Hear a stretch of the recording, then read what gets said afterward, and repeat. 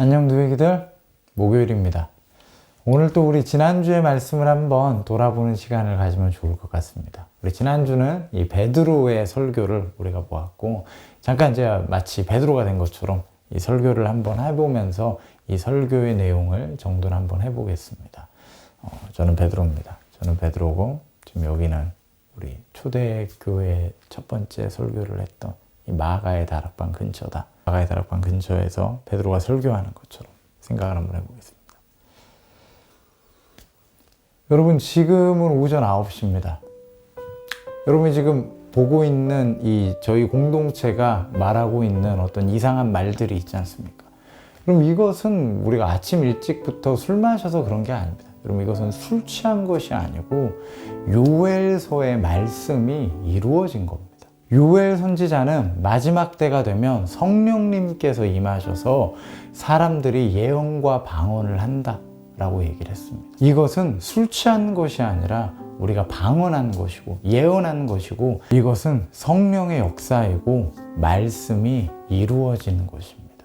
여러분, 그렇다면 요엘서의 말씀에 근거한다면 지금은 마지막 때입니다. 환난과 심판이 멀지 않았습니다.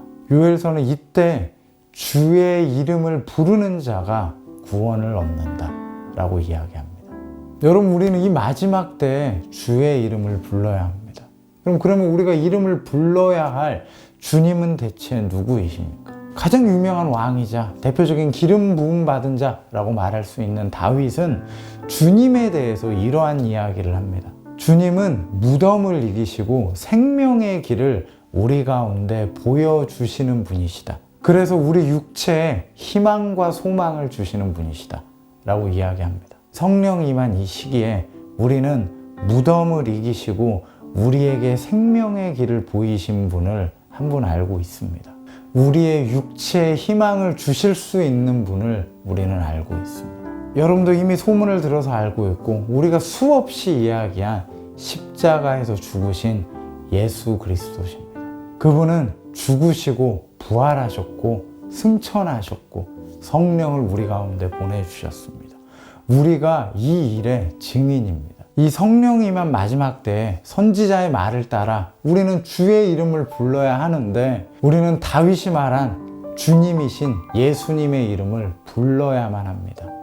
다윗은 또 주님에 대해서 얘기합니다. 주님은 하나님 우편에 앉아 계셔서 원수를 굴복시키는 분이시다 라고 합니다.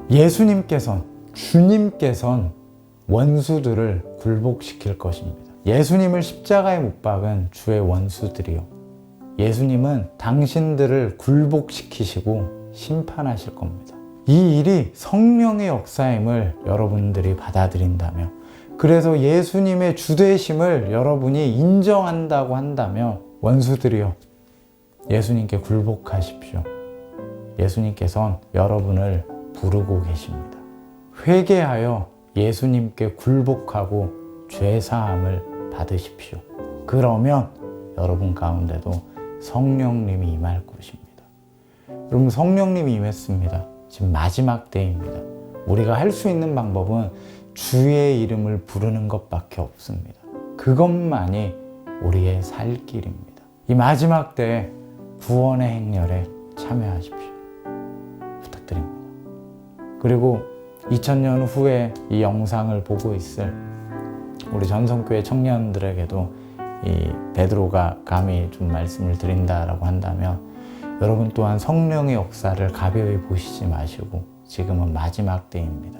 우리는 주님의 이름을 불러야 합니다. 그분 앞에서 회개하고 우리의 삶을 내려놓고 우리가 주님의 원수임을 인정하며 우리 때문에 십자가에 죽으셨음을 인정하며 그분 앞에 굴복해야 합니다. 그래서 죄사함을 얻고 성령님과 함께 살아가야만 합니다. 다른 길은 없습니다. 그럼 우리가 그렇게 주님과 함께 살아가서 이 마지막 때 구원에 이를 수 있는 저와 여러분이 되기를 간절히 소망합니다.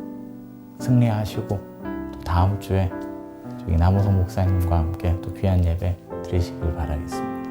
방문하십시오. 안녕. 천국에서 뵙겠습니다.